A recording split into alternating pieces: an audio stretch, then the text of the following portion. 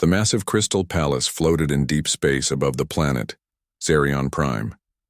Lord Valak sat on his golden throne made from the bones of 1,000 defeated enemies. His blue skin glowed with anger as he read the message from Earth for the third time. The small planet had dared to refuse his generous offer to join the Galactic Empire. The Emperor crushed the datapad in his large hands. His generals stood in perfect lines before him, wearing their ceremonial armor decorated with medals from 300 conquered worlds. General Morak stepped forward and bowed his head low, waiting for orders to destroy the rebellious humans on the bridge of his flagship Death Crown. Lord Valak stared at the holographic display showing Earth floating peacefully in its solar system. The blue and green planet looked so small and helpless compared to his mighty fleet of 200 warships. Each ship could level entire continents with their plasma cannons and antimatter bombs. The alien scouts had reported that humans were a young species with primitive technology. They had only recently developed space travel, and their weapons were still based on chemical explosives and metal projectiles. The Empire had faced similar civilizations before, and they always surrendered after seeing the first demonstration of superior alien firepower. What Lord Valak did not know was that deep beneath the Pacific Ocean, in a secret military base, Commander Ji-Wan was studying detailed reports about the approaching alien fleet. The tall Korean woman with sharp dark eyes had spent 15 years training with the most elite warriors on Earth. Navy SEALs were created to fight impossible battles against overwhelming odds. Lieutenant Hunwoo sat across from her at the metal table reviewing blueprints of alien ship designs that Earth spies had stolen from captured enemy probes. The muscular man with scarred hands was an expert in demolitions and could build bombs from everyday materials. His specialty was making things explode at exactly the right moment. Sergeant Minho cleaned his sniper rifle with practiced movements that came from years of combat experience in the mountains of Korea. The quiet man could hit targets from over 2 miles away. Even in complete darkness, his calm breathing never changed whether he was drinking tea or preparing to eliminate enemy commanders.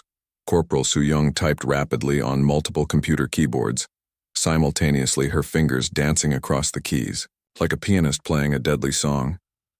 The young woman could hack into any electronic system and turn enemy technology against itself.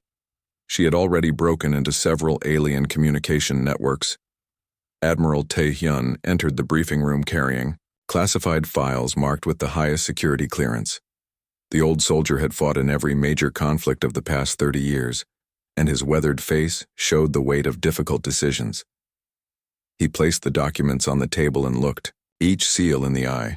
The mission parameters were clear and terrifying. The alien fleet would reach Earth in exactly 7 days. Their advanced scouts had already begun jamming satellite communications and deploying sensor nets around the outer planets. Earth Military Command estimated they had perhaps 48 hours before the main assault began. Regular human forces would engage the enemy fleet in direct combat, buying time for the real mission to begin. While battleships and fighter squadrons kept the aliens distracted, 4 Navy SEALs would infiltrate the enemy flagship and capture or kill their supreme commander. The plan was simple in concept, but nearly impossible to execute. Ji-Wan studied the technical specifications of alien technology, noting weak points in their ship designs. The enemy vessels were built for overwhelming firepower against other space fleets, but their internal security was designed to prevent mutiny from their own crews. Nobody had ever taught them to defend against boarding parties.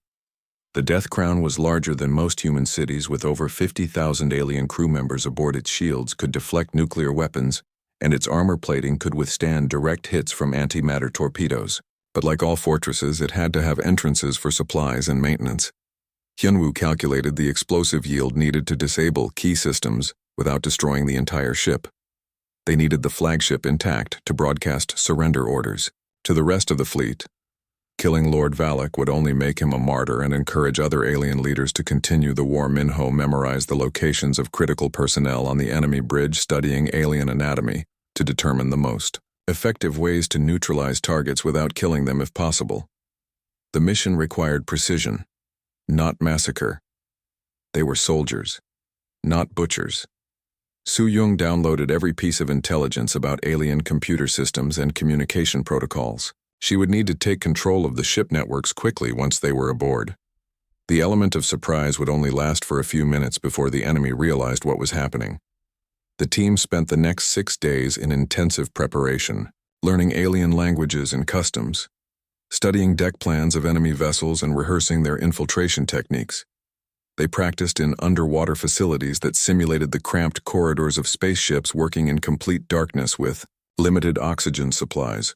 Earth military forces prepared their own deception campaign, making it appear that humanity was panicking and disorganized. Fake radio transmissions suggested that human leaders were arguing about surrender terms, while secretly, they were coordinating the largest special operations mission in history. As the 7th day arrived, Lord Valak felt confident that victory was assured. His intelligence reports indicated that Earth governments were collapsing under the pressure of impending invasion. Several human military units had reportedly mutinied rather than face the superior alien technology. The Emperor ordered his fleet to begin the final approach to Earth, expecting to receive surrender messages before the first shot was fired. He had conquered 47 civilizations using the same tactics and saw no reason why humans would be any different from the other primitive species. But far below the ocean surface, 4 Navy SEALs made final preparations for a mission that would change the course of galactic history. They checked their weapons one last time, sealed their combat suits, and climbed aboard a stealth ship designed to slip past alien sensors undetected. The small craft launched silently from an underwater base rising through the dark waters toward the surface where alien warships filled the sky like mechanical stars. Each SEAL knew they might not survive the next 24 hours, but they also knew that failure would mean the end of human independence as their ship accelerated toward the enemy fleet. Jiwan looked at her teammates and saw the same determination in their eyes that had driven human warriors throughout history. They were about to teach the Galactic Empire something that no other species had ever shown them: what happened when you threatened Earth. The aliens were about to discover why humans had survived ice ages, asteroid impacts, volcanic eruptions, and countless wars against each other. They would learn that evolution had created the perfect predator on a small blue planet, and that predator was now coming for them. Panic spread through the Death Crown like poison in the bloodstream of a dying giant. Alien crew members stumbled through darkened corridors as more ship systems failed in cascading waves of destruction. Lieutenant Hyunwoo moved through the engine compartments like a deadly surgeon, placing explosive charges on power conduits and fuel lines with mathematical precision. Each detonation was carefully calculated to disable rather than destroy. The human demolitions expert had studied alien engineering for months, learning how their technology worked and, more importantly, how it could be broken. His explosives created fires that would burn for hours, filling critical areas with smoke and confusion. Sergeant Minho had taken position in the upper observation decks where alien officers gathered to coordinate damage control efforts. Through his rifle scope, he watched enemy commanders arguing among themselves as they tried to understand what was attacking their ship. The sniper could have killed a dozen high-ranking aliens with single shots, but his orders were different. He fired specialized darts that delivered powerful electric shocks, rendering targets unconscious without permanent injury. The goal was to capture the flagship intact, not turn it into a floating graveyard.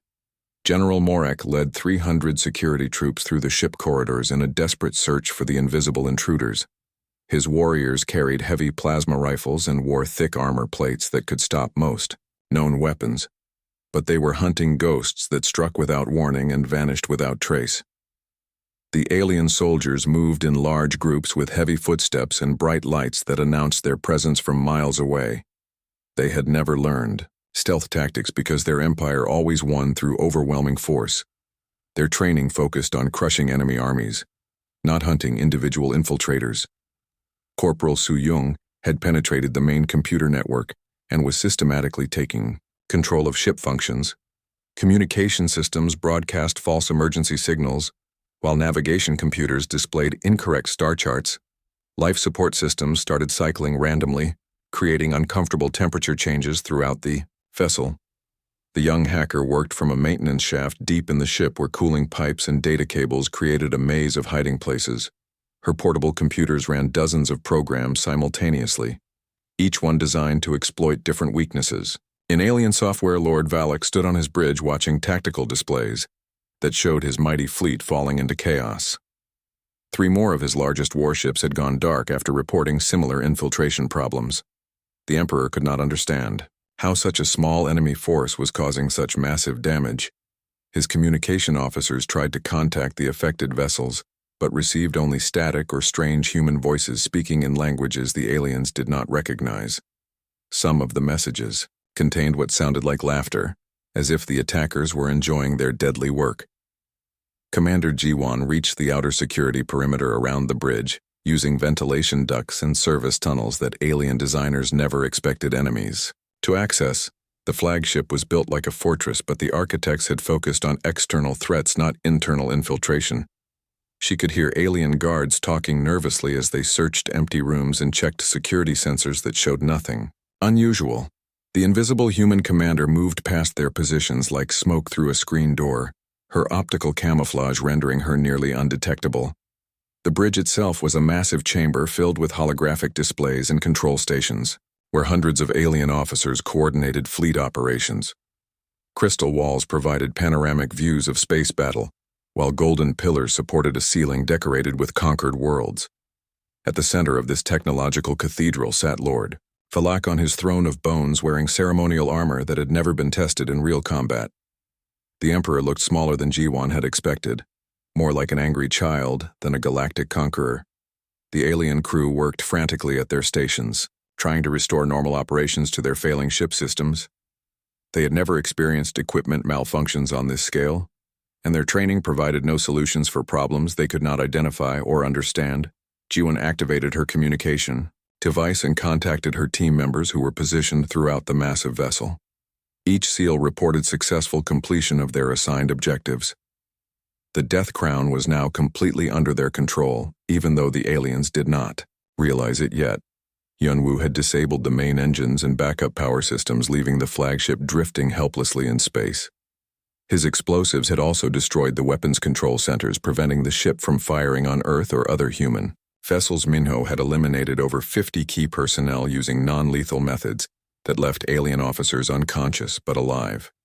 The security forces were now leaderless and running in circles without coordination or effective command structure. Suyong controlled all computer networks on the ship and could monitor alien communications while feeding false information to their tactical systems.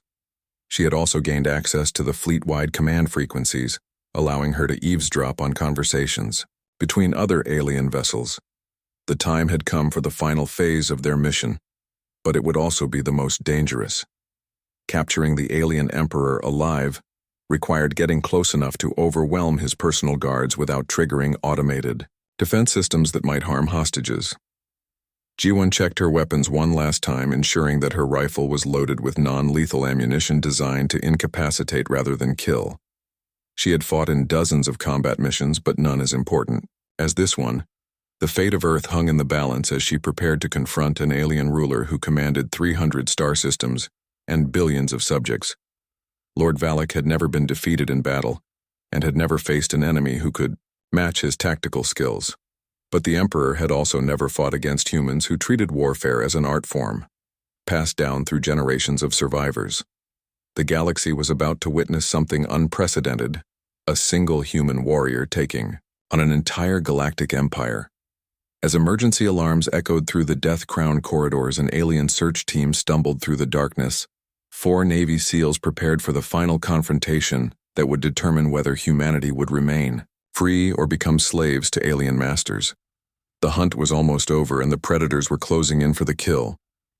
Deep in space, the most powerful military force in the galaxy was about to learn what happened when you declared war on Earth without understanding what humans were truly capable of doing. Lord Valak sat on his throne, unaware that death was approaching from 4 different directions, carried by warriors who had spent their entire lives preparing for this moment. The Emperor was about to discover that some prey fought back with teeth and claws. The alien armada emerged from hyperspace like a metal storm, blotting out the stars around Earth. 200 massive warships arranged themselves in perfect battle formation, their hulls gleaming with energy shields and weapon arrays that could crack planets in half. Lord Valak stood on the bridge of his flagship, watching the small blue world through the main viewing screen. General Morak approached the Emperor with a datapad showing scan results of human military installations. The readings were disappointing to the alien commander. Human technology appeared even more primitive than their scouts had reported. Most of their weapons were still kinetic projectiles and chemical explosives barely advanced beyond Stone Age warfare. The alien fleet moved into attack position, expecting immediate surrender messages from terrified human leaders. Instead, Earth defense platforms opened fire without warning.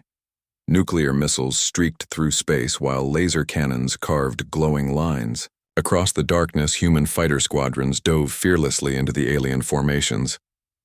Lord Valak felt surprise rather than concern as human weapons exploded harmlessly against his ship shields. The primitive attacks were like insects buzzing around. Giants. Their missiles carried impressive explosive power but could not penetrate advanced alien defensive systems. The Emperor almost felt sorry for the brave but doomed human pilots. What the aliens did not see was a small stealth ship slipping through their formation like a shadow. The craft was invisible to their sensors using technology, reverse-engineered from crashed alien probes. Commander Jiwan piloted the vessel with steady hands, while her 3 teammates prepared for the most dangerous mission of their lives. The SEAL team had studied alien ship designs for months, learning every detail about enemy vessels through captured intelligence. Their target was the massive flagship at the center of the formation, a ship so large it had its own gravitational field. The Death Crown was both fortress and palace, designed to intimidate enemies into submission. Lieutenant Hyunwoo checked his demolition equipment one final time. His backpack contained enough explosives to level a city block, but he would need to place each charge with surgical precision. The goal was to disable ship systems, not destroy the vessel. They needed the flagship intact to broadcast surrender orders. Sergeant Minho examined his weapons through the scope of his sniper rifle. The alien crew members visible through the ship windows were tall and muscular, but they moved with the lazy confidence of predators who had never faced serious opposition.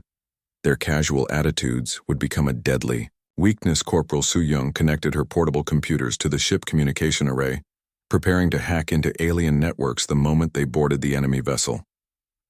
Her fingers moved across holographic keyboards with practiced speed testing, programs designed to turn alien technology against itself. The stealth ship approached the Death Crown cargo bay, where massive doors stood open to receive supply shuttles. Alien security was focused outward toward the human fleet, not inward toward their own vessels. The concept of enemies infiltrating their ships had never occurred to them. G1 guided their craft through the cargo bay entrance past rows of alien fighters and transport vehicles. The bay was large enough to hold several human cities and filled with the organized chaos of military logistics. Alien workers loaded ammunition and supplies while maintenance crews repaired damaged equipment. The 4 SEALs activated their optical camouflage systems, becoming nearly invisible. As they exited their ship and moved deeper into the enemy vessel, their suits absorbed light and sound, making them ghosts in the alien corridors. Each warrior carried enough firepower to fight a small army, but their greatest weapon was surprise. The interior of the flagship resembled a crystal cathedral with soaring ceilings and walls that glowed with soft blue light.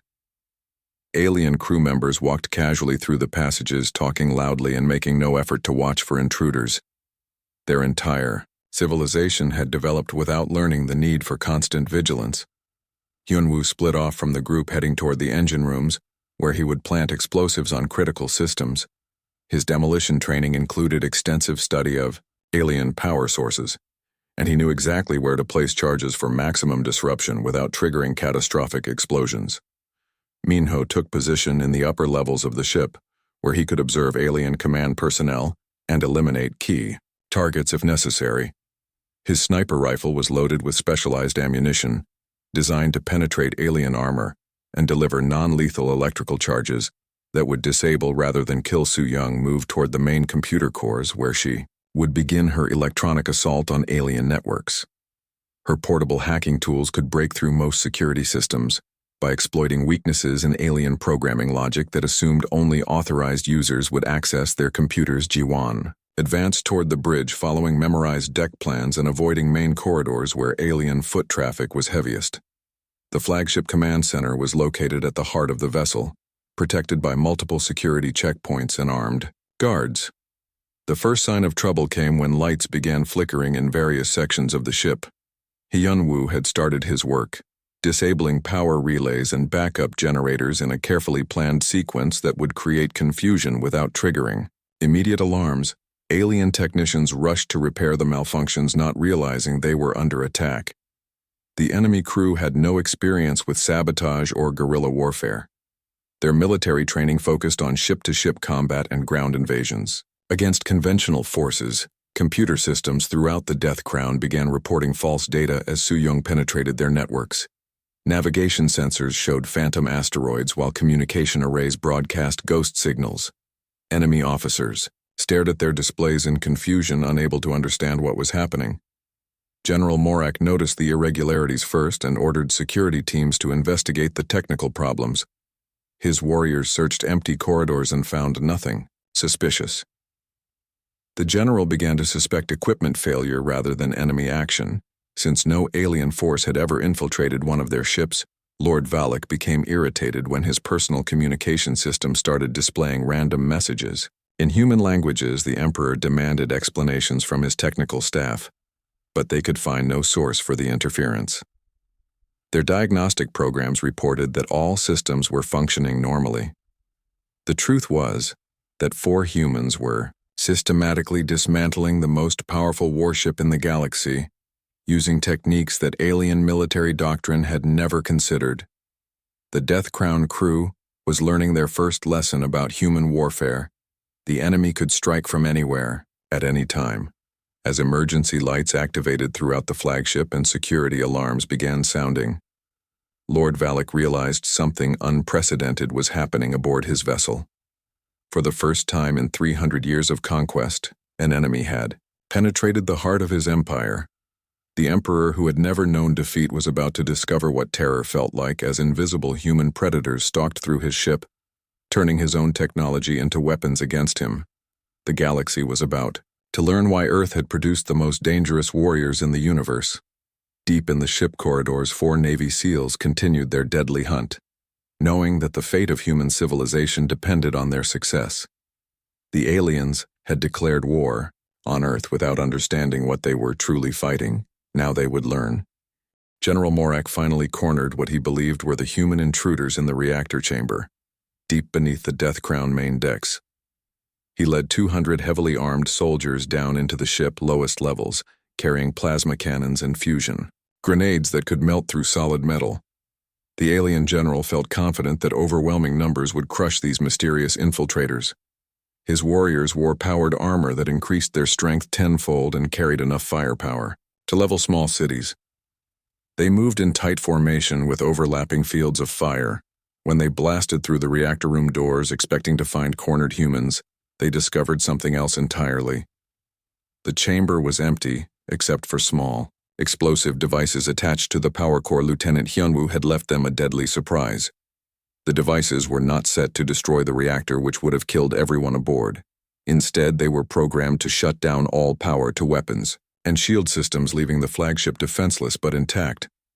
The aliens stared at the bombs in confusion, unable to understand their purpose. General Morak realized too late that this had been a diversion. While his security forces searched the lower decks, the real attack was happening elsewhere. The human infiltrators had used alien tactical thinking against them, drawing defenders away from their true target. High above in the ship's superstructure, Commander Jiwon and her team moved through maintenance shafts toward the bridge like deadly serpents. The ventilation system provided perfect concealment because alien bodies were too large to use these passages. The flagship designers had never considered that enemies might crawl through air ducts to reach sensitive areas. Their security focused on protecting against other alien forces who fought conventional battles with ships and armies, not individual infiltrators who used stealth and deception. Corporal Soo-young monitored alien communications from her hidden position in the computer core, listening as confused officers reported system failures throughout the vessel. She could track every security team and guide her teammates away from heavily defended areas. The young hacker had gained complete control over ship sensors and could make the force seals appear invisible to alien detection equipment. Her programs created false readings that showed empty corridors even when humans were present. Lord Valak grew increasingly frustrated as more of his fleet reported infiltration problems. 7 warships had gone dark with their last messages describing impossible attacks by small teams of human commandos.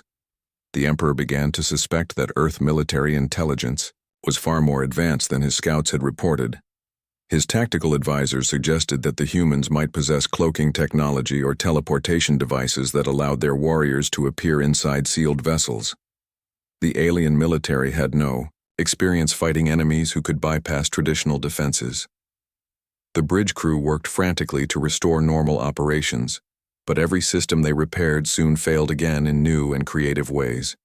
Someone was actively sabotaging their equipment from within using knowledge of alien technology that should have been impossible for humans to possess. Unknown to the aliens, Earth had been studying their technology for decades through crashed probes, captured scouts, and intercepted transmissions. Human engineers had reverse-engineered alien systems and discovered weaknesses that even the original designers did not know existed. Sergeant Minho reached his final sniper position overlooking the main bridge through a concealed observation port. His rifle was loaded with specialized ammunition designed to penetrate alien armor, while delivering non-lethal electrical charges. Through his scope, he could see Lord Valak sitting on the throne of bones surrounded by hundreds of officers and guards. The Emperor looked smaller than expected, more like an angry politician than a military commander who had conquered half the galaxy. The sniper could have eliminated the alien leader with a single shot, but the mission required capturing him alive. Dead emperors became martyrs who inspired revenge. Living prisoners could be forced to order their forces to surrender. Jiwan positioned herself directly above the bridge in an air shaft that provided access to the command center. She could hear alien voices below discussing the system failures and security breaches that were crippling their ship. The time had come for the final phase of their mission, which would be the most dangerous part. 4 humans were about to assault the most heavily defended location on the largest warship in the galaxy. Jiwan activated her communication device and contacted Admiral Taehyun on Earth. The old soldier was coordinating similar operations throughout the alien fleet where other special forces teams had infiltrated enemy vessels using the same tactics. The Admiral confirmed that dozens of alien ships were now under human control, captured by small teams of elite warriors who had turned the Empire technology against itself. The invasion fleet that was supposed to conquer Earth was instead being conquered by Earth Lord Valak, received his own communication from ship captains throughout his armada, reporting that their vessels had been seized by human boarding parties. The Emperor could not understand how such a thing was possible when his scouts had described humans as primitive and technologically backward. The truth was that Earth had been preparing for this war since humans first looked up at the stars and wondered what else might be out there. Military planners had developed strategies for fighting superior alien forces by using human advantages like adaptability, creativity, and ruthless determination. As the lights on the Death Crown Bridge suddenly went out, and emergency power cast red shadows across the command center, alien officers realized they were no longer alone. 4 figures emerged from ceiling vents with weapons aimed at every alien on the bridge. The humans moved with perfect coordination that came from years of training together. Each seal covered specific sectors, ensuring that no alien could reach weapons or escape routes. Their movements were precise and economical, wasting no energy or time. Lord Valak found himself staring at Commander Jiwan as she removed her helmet, revealing the face of a young human female who had somehow infiltrated his flagship and seized control of his entire fleet. The Emperor had never felt true fear before this moment. The small human warrior stepped forward and spoke in perfect alien language, telling the Emperor that his ship now belonged to Earth. His weapons were disabled, his shields were down, and his communications were under human control. Around the bridge, alien officers stood frozen as they realized their mighty empire had been defeated not by superior technology or overwhelming numbers, but by 4 individual warriors who fought with skills that alien military training had never anticipated. Su-young activated the main display screens, showing what was happening throughout the alien fleet. On screen after screen, They could see human special forces teams aboard captured vessels. The entire invasion had become a trap that Earth had prepared for decades. The Emperor, who had ruled 300 star systems and commanded billions of subjects, was forced to acknowledge that he had been outmatched by creatures he had dismissed as primitive savages. The humans had taught him a lesson about the difference between technology and intelligence. Lord Valak stood surrounded by his terrified officers, watching holographic displays that showed the complete collapse of his once mighty invasion fleet. 50 of his largest warships had been captured by small teams of human commandos, while others drifted helplessly in space with their crews trapped in their own vessels. The alien emperor tried to understand how such a catastrophic defeat was possible. His scouts had reported that humans were a young species with primitive weapons and simple military tactics. Yet somehow these creatures had infiltrated his entire armada and turned his own fleet against him, Commander. Ji-Wan explained the situation with calm professionalism that was somehow more terrifying than anger or hatred. She told the Emperor that Earth had been preparing for alien contact since humans first developed space travel. Their military had studied every possible scenario for extraterrestrial warfare. The human commander revealed that Earth Intelligence Services had been monitoring alien communications for decades, learning their languages, studying their technology, and mapping their military strategies. When the Galactic Empire finally revealed itself, humans were ready with carefully planned countermeasures. Lieutenant Hyunwoo had planted explosives throughout the Death Crown that could destroy the ship in seconds, but the charges were set to disable rather than kill. The demolitions expert stood quietly beside his commander, holding a detonator that could end thousands of alien lives with a single button press. Sergeant Minho kept his sniper rifle trained on General Morak and other high-ranking officers who might attempt to resist. The precise marksman could eliminate any threat before alien guards could draw their weapons. His calm breathing never changed, despite being surrounded by hundreds of enemies. Corporal Su Young continued monitoring alien fleet communications from her portable computer array. She reported that human special forces teams had successfully captured or disabled over 80% of the invasion fleet. The remaining alien ships were isolated and unable to coordinate effective resistance. Lord Valak demanded to know how humans had learned so much about alien technology. When the two species had never made official contact, the Emperor refused to believe that primitive creatures could have developed such advanced intelligence-gathering capabilities. Ji-Wan smiled coldly as she revealed the truth. Human civilization had encountered alien visitors many times throughout their history, but the contact had always been brief and secretive. Earth governments had recovered, crashed alien vessels, studied captured technology, and slowly built a comprehensive understanding of galactic civilization. The Emperor felt his confidence crumbling as he realized that humans had been watching the Galactic Empire for generations, learning their weaknesses and preparing for eventual conflict. While aliens assumed they were the dominant intelligence in the galaxy, humans had been quietly studying them like laboratory specimens. General Morak attempted to rally his remaining guards for a final assault to rescue his Emperor, but Minho rifle put him down with a single shot that delivered an electrical charge through his armor. The alien general collapsed unconscious while his subordinates froze in terror. The other alien officers realized they were facing something beyond their military experience.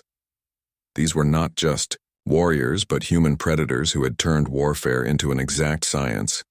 Every move was calculated, every action had been rehearsed, and every outcome had been predicted. Lord Valak had commanded galactic armies for 3 centuries, but he had never fought enemies who treated battle as intellectual exercise rather than emotional release. Alien warfare was based on honor, tradition, and overwhelming force.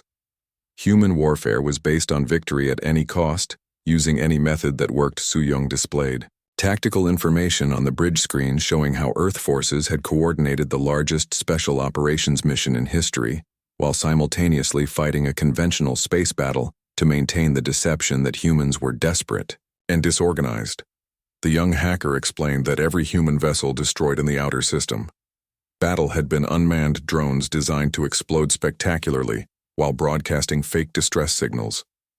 The alien fleet had been fighting ghosts, while real human warriors infiltrated their ships Admiral Tae-hyun's voice came through the communication system offering terms for surrender that were surprisingly generous. Considering the complete nature of human victory, Earth was willing to negotiate prisoner exchanges, technology transfers, and mutual defense agreements. The alien emperor listened in amazement as humans offered to return captured vessels and crews in exchange for formal diplomatic recognition and trade partnerships. They were not demanding tribute territory or submission, just acknowledgement as equals in galactic civilization. This concept was foreign to Lord Valak, whose empire had been built on conquest and domination. Every species he had encountered either surrendered immediately or fought to extinction. There had never been negotiations between equals because the empire never considered other races as equals. Ji-won explained that humans understood the difference between winning battles and winning wars. Destroying the alien fleet would only create martyrs and encourage other species to continue hostilities. Creating allies would establish lasting peace and mutual prosperity. The emperor realized he was being offered something unprecedented, the chance to transform his empire from a military dictatorship into a confederation of willing partners. Human military superiority had proven that resistance was futile, but human diplomacy offered hope for a better future. Lord Valak looked around his captured bridge, at officers who had served him faithfully for decades. Many of them were wounded or unconscious from human non-lethal weapons, but all of them were alive. The humans could have killed everyone aboard, yet they had chosen mercy over revenge. The alien ruler began to understand that these creatures possessed something his empire had lost long ago, the wisdom to know when mercy was stronger than violence. Earth warriors fought like demons when threatened, but they also knew when to offer their enemies a path to redemption. As reports continued arriving from throughout his fleet describing similar captures and surrender offers, Lord Valak realized that the humans had planned this entire operation not just as military victory, but as diplomatic revolution. They were restructuring galactic politics through superior strategy. The emperor, who had never known defeat, was being forced to make a choice between destruction and transformation. He could order his remaining forces to fight to the death, creating a galactic war that would last for generations, or he could accept human terms and help build something better. Looking into Commander Ji-won's eyes, Lord Valak saw intelligence, compassion, and absolute determination. The human warrior had proven she could destroy his empire, but she was offering to help rebuild it as something worthy of respect, rather than fear. For the first time in 300 years of conquest, the mighty emperor of the Galactic Empire prepared to speak words he had never thought he would need to say. But as he considered the alternative, Lord Valak realized that surrender might actually be victory in disguise. Lord Valak's voice echoed across the entire alien fleet as he broadcast surrender orders to every ship under his command. The Emperor's words were transmitted to billions of aliens throughout the Galactic Empire, shocking subjects who had never seen their mighty ruler defeated in battle. The surrender speech was unlike anything in galactic history. Instead of demanding vengeance or promising future conquest, Lord Valak spoke about learning from worthy opponents and building better relationships between species. His words carried the weight of genuine respect for human capabilities. Admiral Tae-hyun responded immediately with generous terms that surprised even the human military leadership. Earth offered to return all captured alien vessels and personnel in exchange for formal diplomatic recognition, technology, sharing agreements, and mutual defense treaties. The alien prisoners were treated according to Earth international laws governing warfare. They received medical care, proper food, and comfortable quarters while diplomats from both sides worked out detailed surrender terms. The humans demonstrated that victory did not require cruelty or revenge. Commander Ji-won personally escorted Lord Valak on a tour of Earth, allowing the alien emperor to see human civilization firsthand. The tall Korean woman had become something of a celebrity, but she remained focused on her duty to represent her species with honor and dignity. The emperor visited major human cities, observing how different nations coexisted on the same planet while maintaining distinct cultures and political systems.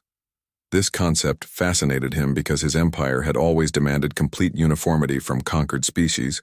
At the United Nations headquarters in New York, Lord Valak met with world leaders who treated him as an honored guest. rather than a defeated enemy. The aliens had expected humans to demand tribute and territorial concessions, but instead, they offered partnership and friendship. President Kim explained that Earth had learned through centuries of warfare that lasting peace required mutual respect, rather than forced submission. Human history was filled with examples of empires that collapsed because they ruled through fear instead of cooperation.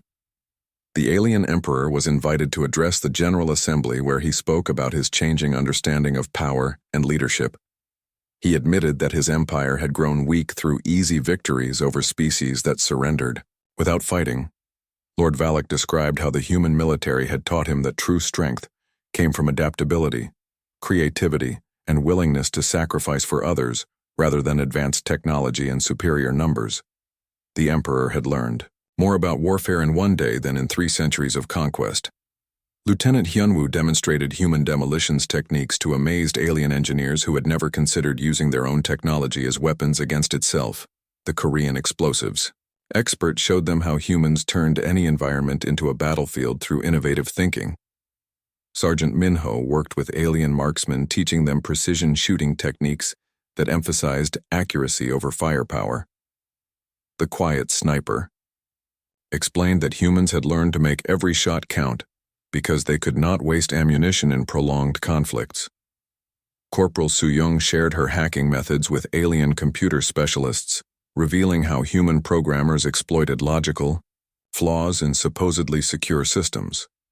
The young woman demonstrated that intelligence could overcome any technological advantage. The cultural exchange programs that followed produced remarkable results.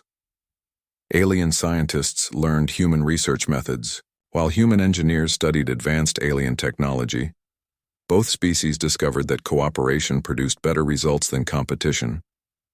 Within months, the Galactic Empire had transformed into the Galactic Confederation, with Earth as a founding member and Lord Valak serving as the first elected president. The former emperor embraced democratic principles and helped establish representative governments throughout former imperial territories. Human military advisors worked with alien defense forces, teaching them guerrilla warfare tactics and special operations techniques that had proven so effective during the invasion. The training programs emphasized protection of civilian populations and minimization of casualties. Earth naval academies began accepting alien cadets while human officers attended schools on other worlds. The exchange programs created the first truly integrated military force in galactic history, combining human tactical innovation with alien technological superiority. The most significant change came in how the galaxy approached conflict resolution. When aggressive species threatened peaceful worlds, the Confederation responded with human-trained special forces teams rather than massive invasion fleets. These small units could disable enemy capabilities without causing widespread destruction. Lord Valak often told the story of his defeat to other species leaders, emphasizing how 4 humans had accomplished what entire alien armies could not achieve. The former emperor became Earth's strongest advocate in the Galactic Council, promoting human membership in every important decision. Commander Jiwon was promoted to general and given command of the new Confederation Special Operations Division.